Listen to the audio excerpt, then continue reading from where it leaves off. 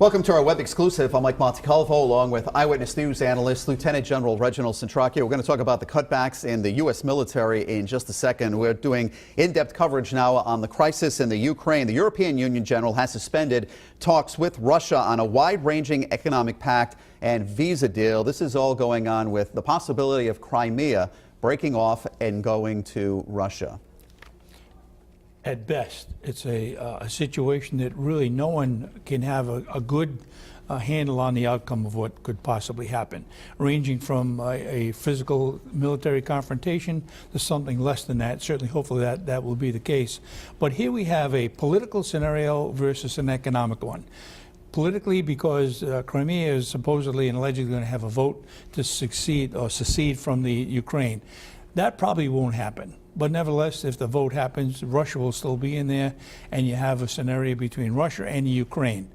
Russia will undoubtedly have an upper hand because Russia controls the assets, controls the gas going into the area, and certainly has a huge military presence within the Crimea to begin with. So what you're talking about is the lawmakers in Crimea are the ones who want to do the vote to join Russia. They're not sure if that's going to fly. Well, I think we need to probably identify what's driving this. I think Russia certainly has an impact on what the parliament is doing in the Crimea. That would be the region of Ukraine separating from the rest of Ukraine.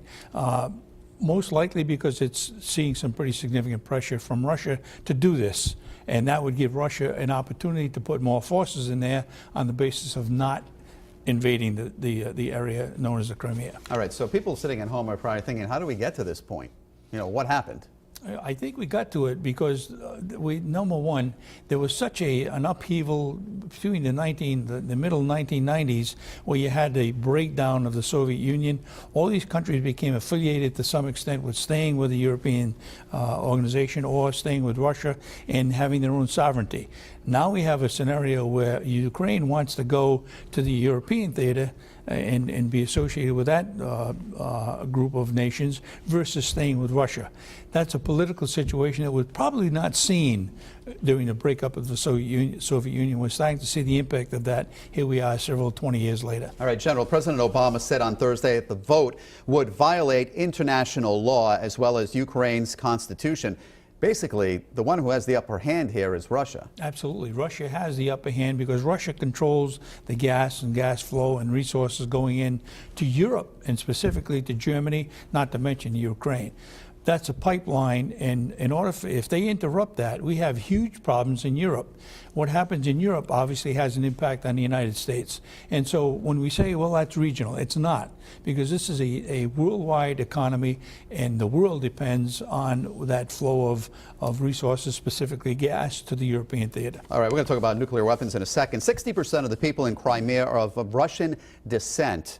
How much does that play in all of this? Well, you know, Putin has taken advantage of that, and I think wrongly so. He's insinuating he's protecting that population of Russians that want to maintain an allegiance to Russia.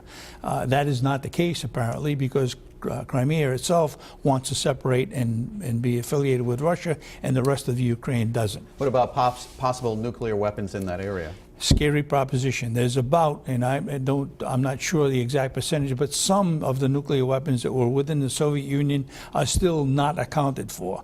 Some of those nuclear weapons could be in the hands of either Ukraine or other places throughout that whole, what used to be the Soviet Union. How about Hamas? Do they come into play in all of this? Scary proposition once again. Maybe they would. If Ukraine does not maintain its allegiance to the basic philosophy of what it did and keep out the Islamists, the radical Islamists, then we could see perhaps some radical Islamists getting into the area and getting their hands on a nuclear weapon. We're hearing the U.S. military getting cut down 440,000 active Army, 315 on the Guard. That's from Secretary of State Chuck Hagel this week. And then we hear news of what's going on here. Is that going to make sense? Well, it doesn't make sense at all. The consideration that this is a budget proposal, whether it gets through the Congress or not in a year or so from now is anybody's guess. But to announce it simultaneously is a bad move. And once again, that demonstrates the non-existence of foreign policy as it relates to our military. Okay, of course, this is a fluid situation. We're going to stay on top of this. General, thank you for your thoughts. Thanks for watching.